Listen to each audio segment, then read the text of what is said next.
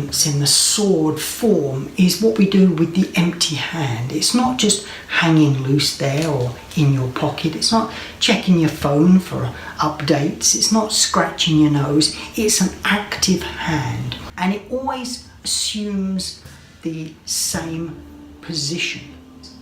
The sword fingers, or known as sword hand, or known as little finger, or fish finger, or whatever you want. It's completely meaningless. Use any expression you wish.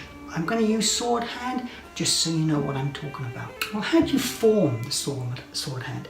Well, it's extremely simple. It's really just the index and middle fingers straight, and the thumb curls over to clasp the other two bent, as in this position. Again, keep it loose, keep it relaxed, don't have it rigid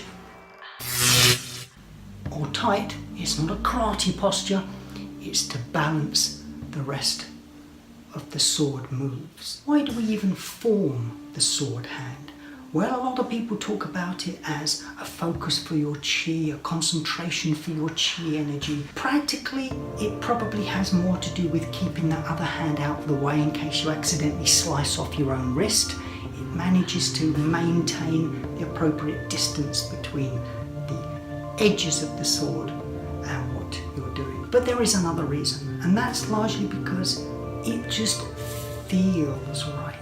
It has a good sense of balance as you're moving through the moves. The other hand is always adopting this position and reminding you that it's playing an active role in the form. Some of you may recognize the posture from any Chinese martial art movies you may have seen with Taoist priests wearing interesting looking hats and robes, and very often they'll adopt this position in order to strike dead their opponents with chi emanating from the end of their fingers in a sort of electrical buzz like.